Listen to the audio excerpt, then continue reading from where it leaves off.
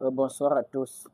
Je suis Emile Fometio, je suis président du parti politique Limara, Ligue des masses pour la Renaissance africaine. Je suis également dirigeant de la Ligue associative africaine.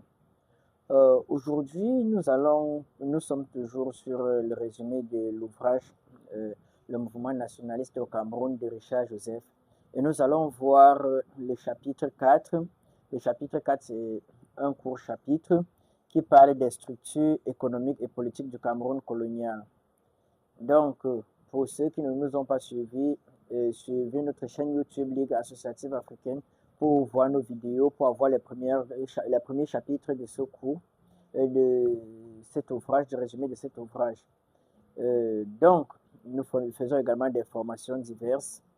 Mais pour le moment, revenons au sujet qui nous intéresse, le mouvement nationaliste au Cameroun de Richard Joseph. Et nous sommes sur le chapitre 4, les structures économiques et politiques du Cameroun colonial. Donc, Richard Joseph précise que le Cameroun connaît un développement économique sans précédent pendant la Deuxième Guerre mondiale, surtout à cause de son rôle stratégique dans la France libre. On se rappelle que la Grande-Bretagne avait passé la commande des denrées agricoles au Cameroun, ce qui avait augmenté la productivité du Cameroun et galvaniser ou bien accroître le développement du Cameroun, favoriser le développement du Cameroun. Donc, le Cameroun a joué un rôle central dans l'AEF. Le Cameroun ne fait pas partie de l'AEF, mais le Cameroun joue un rôle central dans l'AEF.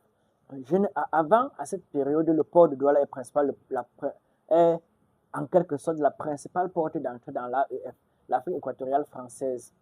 Également, comme le précise Richard Joseph, les intérêts coloniaux français se concentrent sur les dixièmes du territoire camerounais, ce qu'on appelle le croissant fertile, c'est-à-dire les lignes traversées par les chemins de fer qui avaient été construits par l'Allemagne, bien sûr. Richard Joseph poursuit avec les activités économiques françaises au Cameroun. Il précise que le 30 avril 1946, la France met sur pied le FIDES. C'est un fonds d'investissement pour le développement des colonies. Le FIDES, quand on vous le définit, le FIDES, c'est Fonds d'investissement pour le développement économique et social des territoires d'outre-mer. Donc, le Cameroun est le principal favori dans ce fonds. Le Cameroun, à lui seul, concentre 18% des investissements du FIDES, comme le précise Richard Joseph. Donc, les investissements au Cameroun vont accentuer l'exode vers les zones de production. Mais les Camerounais et leurs représentants vont critiquer ce FIDES parce que le FIDES estime que chaque territoire doit apporter sa propre contribution. Au Cameroun, la contribution du Cameroun a été de 40% des investissements. Or, ces investissements étaient faits sans l'accord des Camerounais. Donc, les priorités étaient données aux entreprises européennes, étaient données aux industries ou bien aux entreprises qui servent les intérêts des Français, pas ceux des Camerounais. C'est pourquoi les Camerounais vont critiquer ce FIDES. Même les Camerounais modérés vont critiquer ce FIDES. Même les colons français. On a vu dans les leçons précédentes qu'au Cameroun, il y avait les Camerounais, il y avait les colons français. Tous étaient considérés comme des Camerounais. Donc, les colons français qui bénéficiaient de cette aide ou bien de ce fonds vont eux-mêmes critiquer la manière de gérer ce fonds qu'on appelle le FIDES. Donc, les Camerounais vont estimer que le FIDES est concentré sur les infrastructures, plus précisément les infrastructures qui relient l'intérieur à Douala, à la porte de sortie Douala. Pourquoi les Français font ces investissements? Et je sors un peu pour dire ce que les colons essayent de brandir comme leur réalisation ne sont en fait pas des réalisations. Les colons sont arrivés en Afrique, ils avaient besoin d'exploiter les ressources du pays et pour cela, ils devaient construire des routes pour transporter les ressources de l'intérieur vers la côte afin d'acheminer en Europe. Ils étaient obligés de construire des routes, ils étaient obligés de construire des chemins de fer. Et plus tard, ils vont dire qu'ils ont construit les routes, ils ont construit les chemins de fer, alors que ces routes et ces chemins de fer n'étaient que pour favoriser l'exploitation des colonies. C'est actuellement si beaucoup de pays africains certains États européens quand les aide dans la construction des routes, parce qu'ils savent que la construction de ces routes vont favoriser le transport des ressources du pays vers leur pays pour ravitailler leur pays. Donc, c'est en fait, c'est comme ça que les fonds du FIDES étaient investis. Donc, les infrastructures, plus précisément les infrastructures de transport reliant l'intérieur à Douala, la porte de sortie du Cameroun. Les Camerounais vont donc critiquer cette manière de gérer les fonds. Et en plus, la plupart des investissements partaient dans les entreprises européennes, un peu comme Alucam. Donc, les Camerounais vont estimer que c'est une perte, c'est un gaspillage des ressources du pays pour pouvoir favoriser les Européens. Donc, le FIDES va être beaucoup critiqué au Cameroun. Richard Joseph continue avec la domination du secteur commercial et du secteur semi-industriel. Il précise qu'avec le FIDES, le Cameroun devient la cible privilégiée des investisseurs européens, attirés par la solidité des structures économiques et du calme politique du territoire. Cette situation inquiète les nationalistes bourgeois et modérés de la scène politique camerounaise. Même les colons français, comme on a dit, qui bénéficient des fonds du FIDES, finissent par critiquer le FIDES. Le FIDES également accroissait les frustrations chez les Camerounais. Les Camerounais, comme on l'a dit, et leurs représentants n'avaient pas leur mot à dire dans les investissements du FIDES, ce qui accroissait les frustrations des Camerounais. Donc, et les banques refusaient de faire des prêts aux Camerounais. Et ces prêts qui auraient pu favoriser les entreprises camerounaises, ce qui condamnait les Camerounais en quelque sorte à ne pas investir. Et Richard Joseph précise que seuls les Bamileke, à cause de leur dynamisme économique et également à cause de la mise en commun des ressources, ce qu'on appelle généralement les tontines, parvenaient à s'en sortir au Cameroun à cette époque. Donc, et comme le précise Richard Joseph, seuls les Bamileke progressent dans le secteur commercial grâce à leur dynamisme économique et leur méthode de mise en commun des ressources financières. Mais à mesure que les Bamileke progressent, ils se heurtent à la concurrence européenne. Et quand ils se heurtent à la concurrence européenne, cela crée des frustrations et cela renforce davantage le nationalisme des Bamileke. Rappelez-vous, dans les leçons 1, les leçons 2 et les leçons 3, on a vu qu'après la colonisation, il y a eu plusieurs peuples qui se sont rebellés, qui se sont opposés à la colonisation. On a parlé des Douala, on a parlé des Baya, on a parlé des Bassa, on a parlé des Beti, mais jusqu'ici, on n'avait pas parlé des Bamileke. Maintenant, deux éléments fondamentaux vont basculer les Bamileke dans la guerre d'indépendance, dans la résistance. Le premier élément est économique et le deuxième élément est culturel. On verra l'élément culturel plus tard dans cette leçon. Maintenant, on est sur l'élément économique.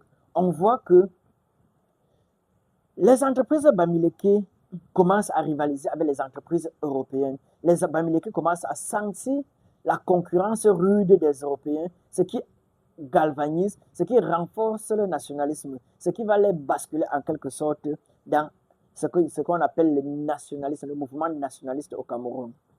Donc, et un autre élément marque cet aspect, c'est que plus de 500 000 Camerounais vivent du cacao, de la production du cacao. Et les Camerounais, la production du cacao des Camerounais était environ 50%, était 50% de la production. Et un élément fondamental va arriver dans les années 1955-1956. Il y aura ce qu'on appelle la chute du prix du cacao. Cette chute du prix du cacao aura un impact sur le nationalisme camerounais. Rappelez-vous des émeutes, on va voir les émeutes de mai 1955. Les émeutes de mai 1955. Les éléments économiques ont de l'influence sur les événements politiques. Donc, la chute du prix du cacao entraîne en quelque sorte une colère qui entraîne les émeutes de mai 1955. Il ne faut jamais détacher les événements politiques des aspects économiques. Donc, Richard Joseph précise qu'une partie du monde rural vivait de cette denrée, c'est-à-dire du cacao. Donc la chute du prix entraîne le mécontentement du monde rural. Et Richard Zop précise que les Camerounais et les colons français rivalisent dans la production du café sur les hautes terres Bamileke et Bamoun et sur les bananiers dans la région du Mongo. Donc il y a les éléments dans lesquels les deux rivalisent. Les colons français avaient presque 50% de la production du cacao. Les deux rivalisaient également les Camerounais et les colons français rivalisaient également dans la production de la banane, rivalisent également dans la production du café. Donc, ces deux régions, c'est-à-dire le Mungo et la région Bamileke et Bamoun, ces deux régions concentraient l'essentiel de la main-d'œuvre agricole du pays. Donc, Richard Zop précise que en 1935, pour 21 000 ouvriers agricoles au Cameroun, 1000 se trouvaient dans le Mungo et 3500 dans les zones Bamileke et Bamoun. Donc, ces deux secteurs étaient des secteurs de grande production agricole. C'est pourquoi ces deux secteurs sont également des secteurs rudes dans la guerre d'indépendance, des secteurs les plus vifs de la guerre d'indépendance du Cameroun. Donc, on finit avec le chapitre 4. Je vous ai dit que c'est un chapitre qui est assez court. Donc, on passe au chapitre 5. Pour ceux qui viennent de me suivre, je suis Emile Fometio, président du parti politique Limara et dirigeant de la Ligue associative africaine. Nous faisons des résumés des grands ouvrages pour permettre aux Africains de pouvoir se ressourcer, pour pouvoir affronter les défis qui les attendent, parce que les défis les attendent. Si vous trouvez le travail que nous faisons bien, alors n'hésitez pas de me soutenir financièrement ou à adhérer au mouvement. La Limara, si vous êtes Camerounais, la Ligue associative africaine, si vous êtes africain. Donc, nous vous attendons. Surtout, apportez votre contribution à la lutte que nous menons et autres. Donc, on passe à la leçon, au chapitre 5 de l'ouvrage de Richard Joseph, le mouvement nationaliste au Cameroun. Nous rappelons que c'est un résumé. Donc, le chapitre 5 de cet ouvrage, c'est les formations socio-économiques dans le Cameroun colonial. Richard Joseph précise que, après la guerre, on parle bien de la Deuxième Guerre mondiale, on assiste à une multiplicité de formations sociales en évolution. Leur nature dépend à la fois de la structure antérieure des peuples concernés et de l'impact économique qui a affecté leur mode de vie traditionnel. Richard Joseph commence par les Beti Boulou, producteurs de cacao. Donc, c'est le titre, les Beti Boulou, producteurs de cacao. Richard Joseph précise que, en développant la culture de cacao, la France voulait faire émerger sa domination et contrer les forces anticoloniales. Ce projet réussit chez les Beti, où les bourgeois nés de la production du cacao devinrent des collaborations des maîtres coloniaux. Chez les Boulous, on est toujours avec Richard Joseph, chez les Boulous, plusieurs phénomènes empêchent l'émergence de cette bourgeoisie. Il y a la chute du pouvoir patriarcal et l'indépendance des familles qui constituent l'ossature de la société Boulou. Donc, très bien, vous connaissez, ceux qui connaissent les Boulous le savent, les Boulous ne tolèrent pas qu'une personne essaye de monter au-dessus de l'autre, qu'une personne essaye de prendre une très grande ascendance sur les autres. Donc, cette posture, cette nature va empêcher l'émergence d'une bourgeoisie que le colon devait capter, devait accaparer pour pouvoir dominer les autres. Parce que, en développant le cacao, comme Richard Joseph le précise, le colon français voulait faire émerger une caste de bourgeois qui devaient défendre leurs intérêts. Et en défendant leurs intérêts, ils devaient s'allier aux colons et empêcher l'évolution du pays, empêcher le nationalisme, combattre le nationalisme camerounais. Donc, c'était le but de cette production de cacao. Et on a vu avec Richard Joseph que cela a réussi chez les Beti, mais pas chez les Boulous. Donc, il précise que la possibilité pour chaque Boulou de créer sa propre plantation, la méfiance face à tout individu qui essaie de se démarquer des autres empêche aux planteurs Boulous de constituer une bourgeoisie. Ce dernier fait contraste avec les Bamileke. On va utiliser le cas des Bamileke, où réellement une bourgeoisie va émerger de la production de cacao, des autres productions. Donc, Richard Joseph précise que ce dernier fait contraste avec les Bamileke, aussi entrepreneurs que les Boulous, parce que les deux sont des entrepreneurs. Les Boulous sont entrepreneurs, les Bamileke sont entrepreneurs. Donc, Richard Joseph précise que les Bamileke savent rassembler les capitaux individuels pour engager des activités économiques et se soutenir mutuellement. contrairement par exemple aux Boulous qui sont plus pour une politique d'individualisme, qui ne tolèrent pas l'émergence d'une personne au-dessus des autres, au-dessus du groupe. Richard Joseph continue en précisant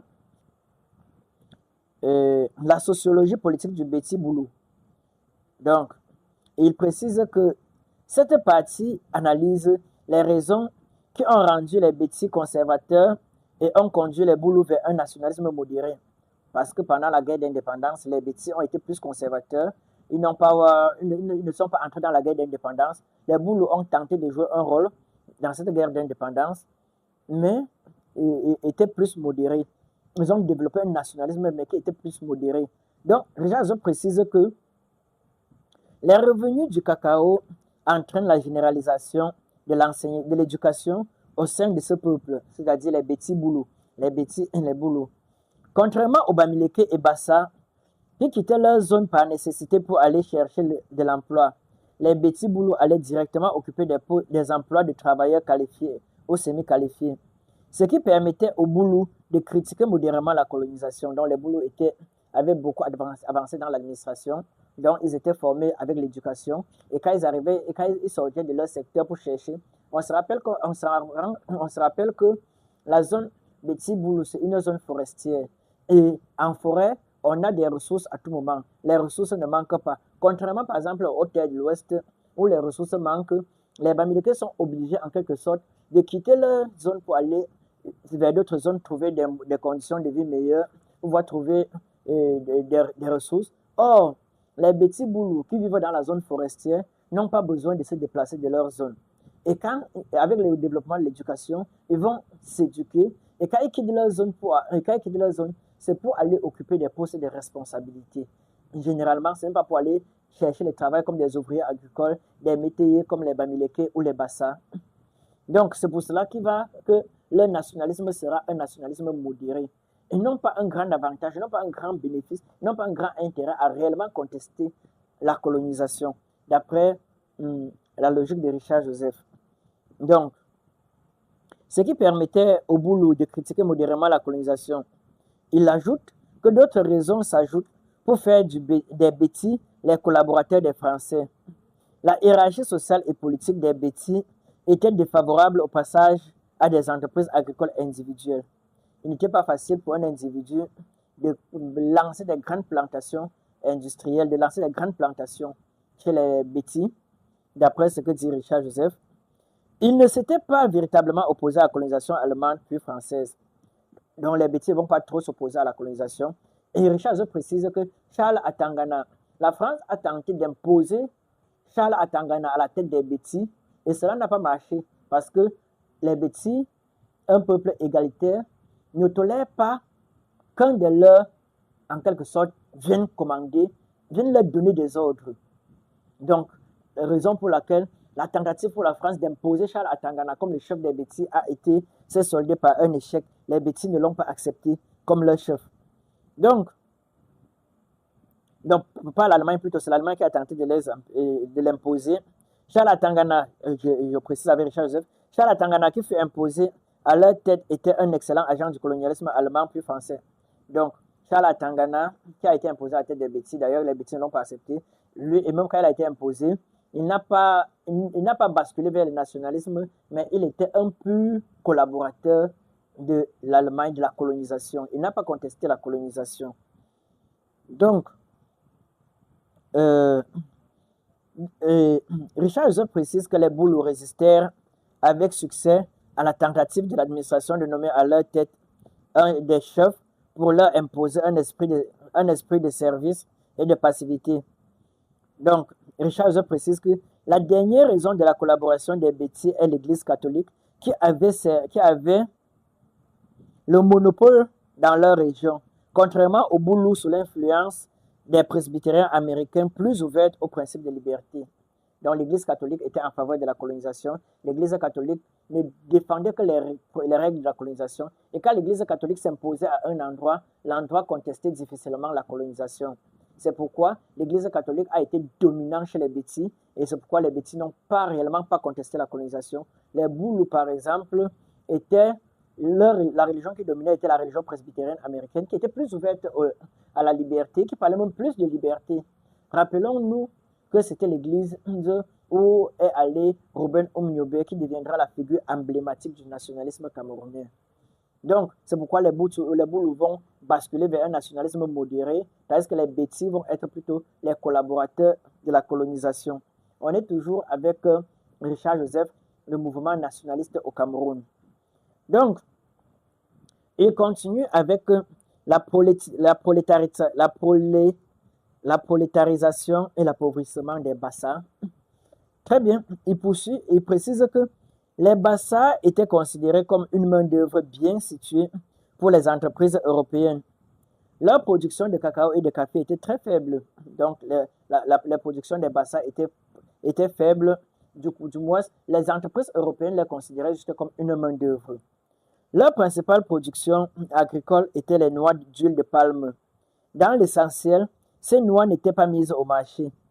La région Bassa était une région délaissée par l'administration coloniale. On se rappelle de leurs incessantes résistances. Les Bassa se sont toujours opposés à toute domination. En quelque sorte, pour les punir, l'administration coloniale n'avait pas investi dans la zone Bassa. On continue avec Richard Joseph.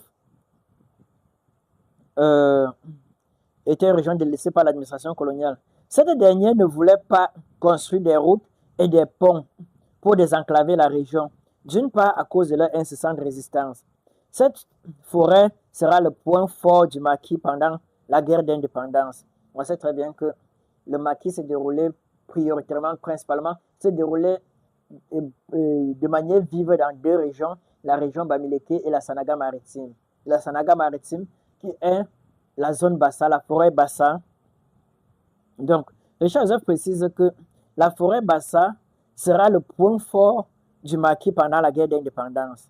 Il précise également, Richard Joseph, que les grandes entreprises européennes telles que Onelcam et Alucam, logées dans la région Bassa, ont accentué l'appauvrissement de la population Bassa. Pour la construction de ces entreprises, les travailleurs italiens furent appelés et payés 10 fois plus cher que les Bassa, ce qui suscitait l'indignation de ces derniers. Donc voilà l'une des raisons qui va davantage basculer les Bassa dans le nationalisme, dans la guerre d'indépendance. C'est que leur zone d'abord est délaissée par l'administration coloniale. Non seulement leur zone est délaissée par l'administration coloniale, les entreprises qui sont installées dans leur zone les surexploitent. Et quand on prend des étrangers pour faire le même travail que les Bassa, l'étranger a plus de 10 fois le salaire des Bassa, ce qui crée en quelque sorte des frustrations. Elle bascule les Bassa dans le nationalisme, dans ce qu'on va appeler la guerre d'indépendance du Cameroun. On continue, et Richard Joseph précise, on continue toujours avec Richard Joseph, et pour ne rien arranger, l'administration créa au milieu de cette zone de misère un quartier européen prospère pour loger le personnel des entreprises. La plus grande entreprise européenne, SAFA qui veut dire Société agricole et forestière africaine, payait des bas salaires dont qu'elle reprenait une bonne partie grâce aux services qu'elle fournissait aux ouvriers. Voilà autant d'éléments, autant de frustrations, autant d'éléments qui rendaient les Bassa, qui rendaient le peuple Bassa progressiste et qui basculaient le peuple Bassa dans la résistance, qui basculaient le peuple Bassa dans le nationalisme. Quand on étudie une guerre, il ne faut jamais couper de vue les éléments économiques, parce que les éléments économiques impactent de manière considérable les éléments politiques. Richard Joseph poursuit avec l'ethnicité et la formation des classes dans la région du Mungo. Il précise que dans la région du Mungo, rappelez-vous de cette région parce que cette région sera une zone assez vive, une zone assez chaude de la guerre d'indépendance du Cameroun. Richard Joseph est en train de montrer les éléments qui vont faire que cette zone sera une zone névralgique, une zone chaude, une zone intense dans les combats pour l'indépendance du Cameroun. Donc, Richard Joseph précise que dans cette région émerge une classe bourgeoise parmi les Bamileke. Ces derniers utilisent les mécanismes d'enregistrement de leurs terres comme propriété privée, ce qui crée des litiges et plus tard des affrontements armés dans la région. Les autochtones, en cédant leurs terres inutiles aux Bamileke contre de petites sommes ne pensaient pas les vendre. Donc, il faut aussi prendre en compte cet aspect de la question. On a vu qu'avec la crise de 1928, en 1932, les autochtones, c'est-à-dire les Mbo du Mungo, ne parviennent plus à payer leurs employés Bamileke et commencent à les payer par des lopins de terre. Richard Joseph a précisé dans les leçons précédentes que cela va entraîner une révolution. De simples ouvriers agricoles, de simples métayers, les Bamileke vont devenir des propriétaires terriens. Et avec l'aide, avec leur dynamisme et également avec les planteurs Bamileke nouvellement installés, cette population va davantage se développer dans le Mungo, créant en quelque sorte des tensions entre les populations autochtones du Mungo et les Bamileke qui sont arrivés dans la région du Mungo. On est dans la logique de Richard Joseph. Donc, Richard Joseph précise que en cédant leurs terres inutiles aux Bamileke contre de petites sommes, les autochtones du Mungo ne pensaient pas les vendre. Ils croyaient tout simplement céder et que quand ils finiront d'exploiter, ils vont encore leur remettre leurs terres. Or, les Bamileke vont aller enregistrer les terres, borner les terres, ce qui faisait des terres désormais leur propriété. D'après ce que dit Richard Joseph, avec les terres enregistrées, il devenait presque impossible aux autochtones de récupérer ces terres. Quand les terres ont déjà été enregistrées sous le nom de telle personne, il est difficile de pouvoir venir encore montrer que la petite compensation qu'on avait donnée était tout simplement une compensation, que ce n'était pas l'achat de terrain. C'est pourquoi, dans ce secteur, la crise perdue jusqu'à présent, et il faut aller aux sources de cette crise pour mieux la résoudre sans frustrer personne, sans blesser personne, que ce soit les Bamileke déjà solidement installés dans la région, que ce soit les autochtones qui sont également présentes dans la région. Cette fois-ci, c'est mon analyse personnelle. Maintenant, on revient donc avec Richard Joseph. Donc, Richard Joseph précise que il était difficile, il était presque impossible aux autochtones de récupérer les terres, puisque la procédure était longue et coûteuse, et seuls les Européens et les riches planteurs camerounais pouvaient l'envisager. Donc, par cette procédure, on est toujours avec Richard Joseph, les Bamileke démontraient leur capacité à imiter leurs concurrents blancs, c'est-à-dire les Européens. D'ailleurs, les Bamileke vont beaucoup imiter les Européens. Et d'une part, les Bamileke vont basculer dans la guerre d'indépendance à cause de leur concurrence économique envers le blanc. Ils vont prendre les blancs comme leurs concurrents qu'il faut dépasser.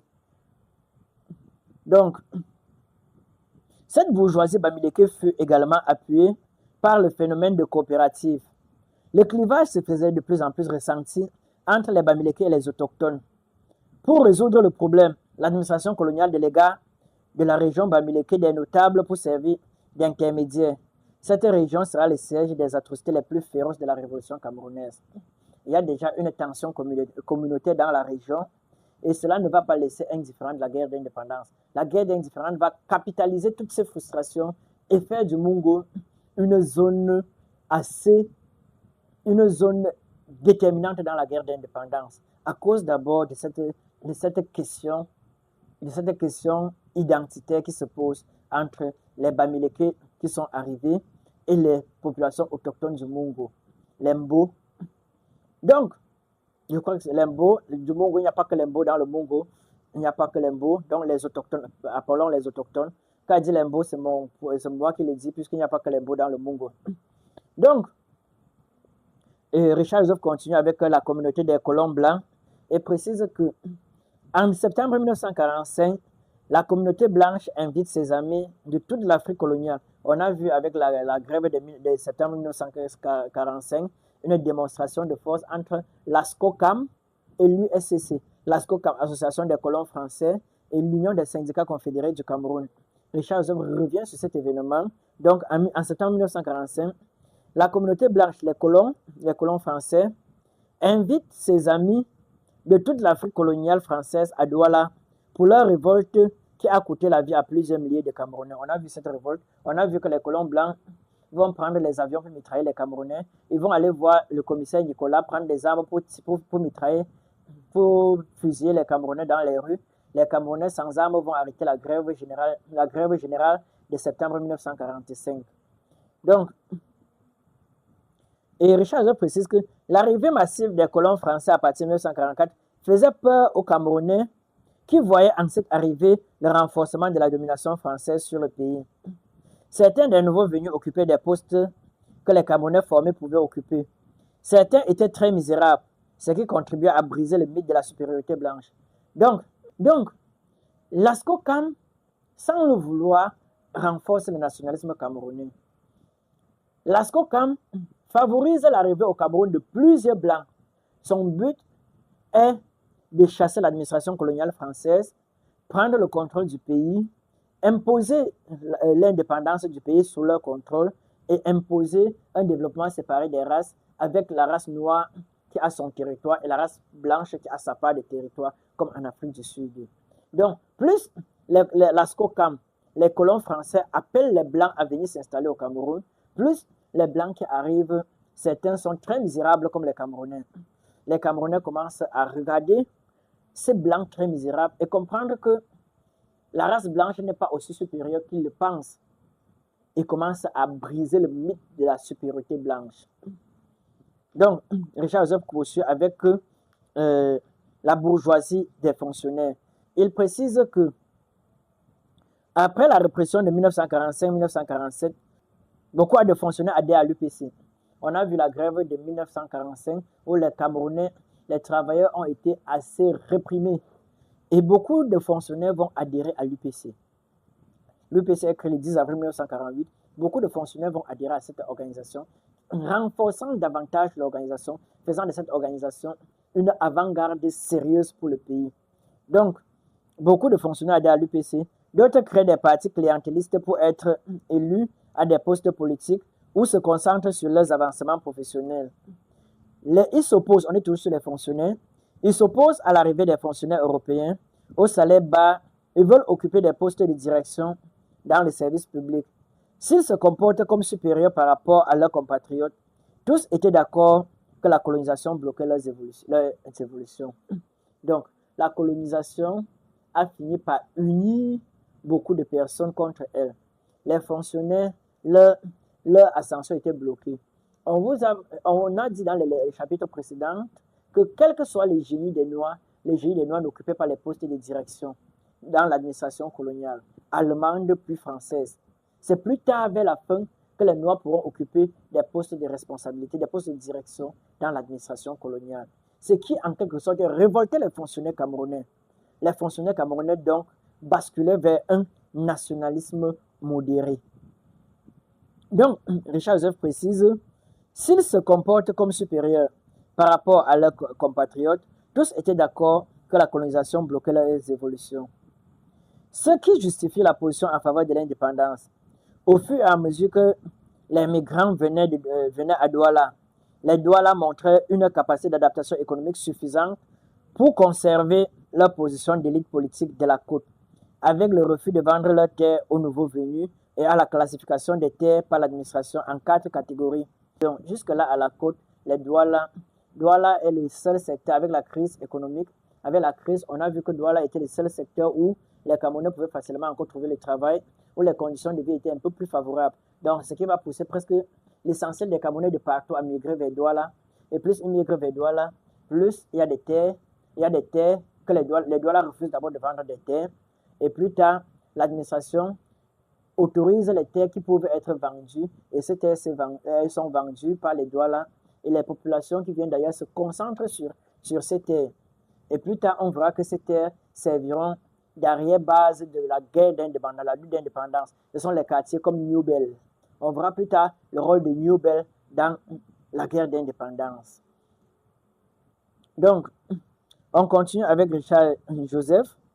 L'arrivée massive des migrants leur permettait de tirer profit de l'immobilier, et plus particulièrement au Douala bien sûr, et plus particulièrement la location et la vente des propriétés. Au milieu des années 1950, quand ils s'étaient défaits de presque toutes leurs terres vendues aux nouveaux venus, ils manifestaient leur opposition au monopole exercé par les Blancs sur les activités relevant des niveaux les plus bas des secteurs publics et privés, la construction des autres entreprises industrielles ou semi-industrielles et le commerce d'import-export, ce qui va justifier leur adhésion au mouvement anticolonial. Donc, plusieurs raisons vont justifier l'adhésion des Douala. On a vu pourquoi les Bamileke adhèrent au mouvement national. On a vu pourquoi les Boulous soutiennent un nationalisme modéré.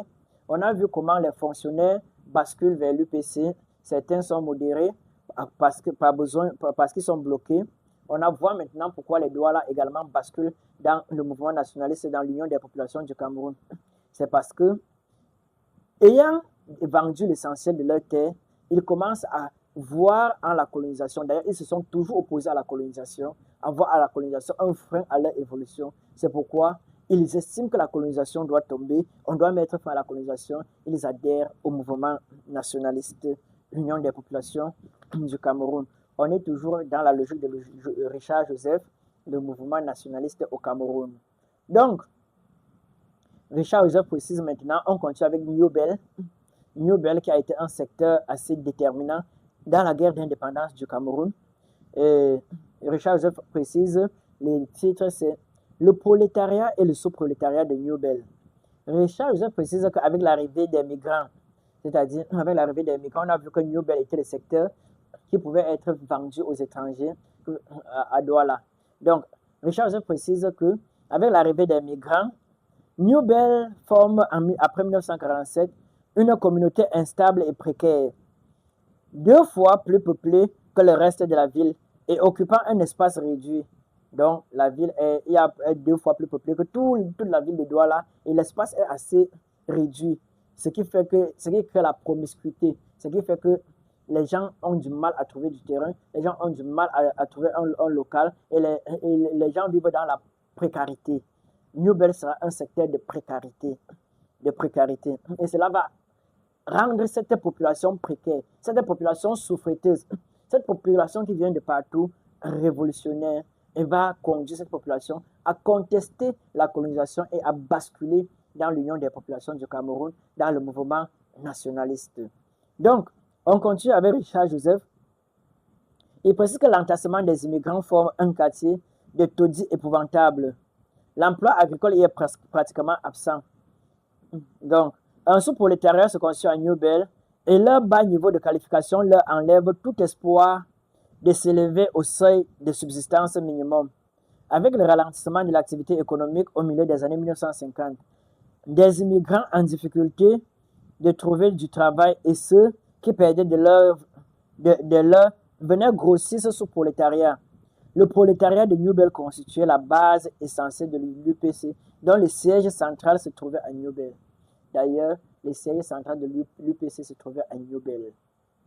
Cette souffrance va faire basculer la population de New Bell dans le nationalisme, dans la contestation de l'ordre colonial. Donc, Richard Joseph précise que ce sous-prolétariat se lançait dans la criminalité et le vol. Les groupes ethniques dominants à New Bell étaient les Bamileke, les Bassa, les Beti, les Boulous, les Bakoko et les Mboum. Donc voilà les secteurs dominants, les groupes ethniques dominants dans la région de New Bell, dans le secteur de New Bell. Richard Joseph précise également que les Bamileke avec un faible niveau d'éducation étaient faiblement représentés parmi les employés, sauf dans le domaine commercial, et très représentés dans les emplois inférieurs. On a vu que les Bamileke étaient généralement peu scolarisés et travaillaient surtout dans les activités de débrouillardise, comme on le dit souvent. Il y avait les grands planteurs Bamileke dans le Mungo, comme on a vu, qui avaient de grandes plantations qui rivalisaient avec les Européens dans le domaine commercial, mais globalement, les Bamileke étaient sous-scolarisés, très sous-scolarisés. Donc, ils n'étaient pas employés dans l'administration. Ils étaient plutôt employés dans les emplois inférieurs, les emplois qu'on appelle en général les emplois de débrouillardise. Ce qui rendait la Bamileke en quelque sorte révolutionnaire, ce qui les rendait en quelque sorte énervés, ce qui les énervait et ce qui les faisait basculer dans le mouvement nationaliste, dans l'Union des populations du Cameroun. Donc, Richard Joseph précise également que les Bassa se concentrent dans l'administration des domaines de fer alors que les Beti, Boulous, avaient une répartition beaucoup plus diversifiée.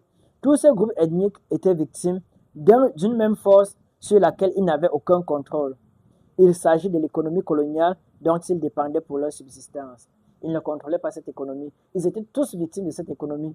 Même s'il y avait des écarts entre eux et que certains étaient mieux à mieux belle que les autres, mais tous étaient victimes de la colonisation. Tous étaient victimes euh, de l'économie coloniale. Donc, chers internautes, nous vous rappelons que cette publication est faite dans la chaîne YouTube de la Ligue associative africaine. Donc, abonnez-vous. Il y a beaucoup d'autres résumés d'ouvrages que nous faisons. Et nous faisons également des formations en entrepreneuriat.